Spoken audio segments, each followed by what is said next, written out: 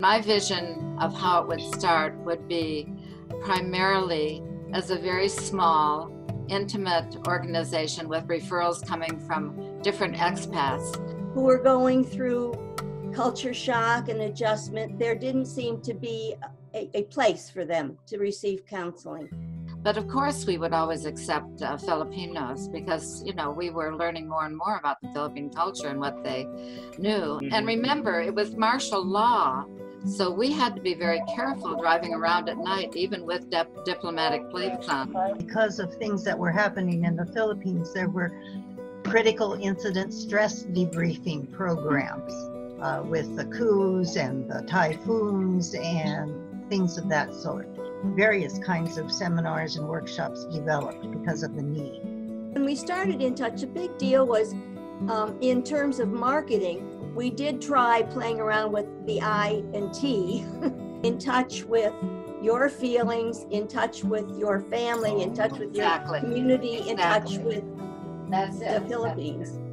The next big thing was after we started In Touch, the second year, Marge went on a year sabbatical to Hawaii and met up with people from the East-West Center and brought the first international counseling expats in Asia conference to Manila. It was a huge thing. It didn't plan on being that big, but we got the Institute of Behavioral Sciences, Dr. Ken Sandberg. I left In Touch for a year or so to work at the embassy, and then when I came back, I prepared the training for Crisis Line, because you're talking to a stranger, but it's easier to talk sometimes when you're not face to face with someone.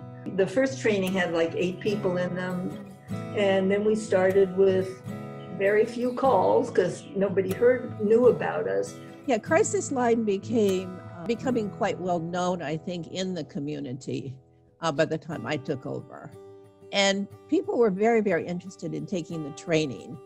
But most of our original callers were Filipinos, and it was mostly family problems or, relationship problems. And we also made use of In Touch's seminars and workshops, not just in the Manila area, but we'd also go to Mindanao and other locations to do some of those programs.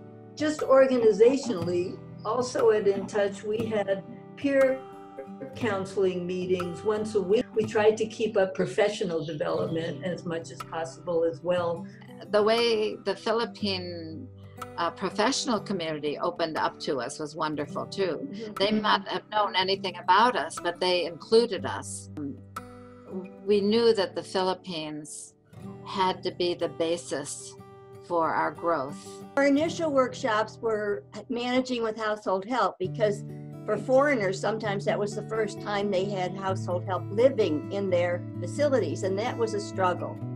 And then we had raising children overseas, and the third culture child, and culture shock. We were doing workshops there on parenting and the cultural issues. We had a lot of things that we never would have had if it weren't for the diversity of the group of people at In Touch.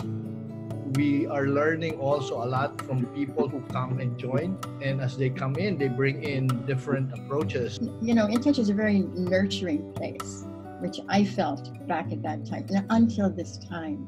It has made a lot of difference to me in my life when I returned home to Australia, just the experience that I felt I had purpose. Later on, I joined up with Mother Reed's, many of you will remember, and found that all those years we've been using pretty much the same material. It was a model that I used in all the other countries that I lived. We're very compatible because of our In Touch experience. Also, always sought out supportive colleagues to work with, because that's what I think made it. The cross-cultural element of all of this has been with me all the time. This has been a wonderful gift to us. Thank you. Thank you, In Touch. Thank you all. Thank you all.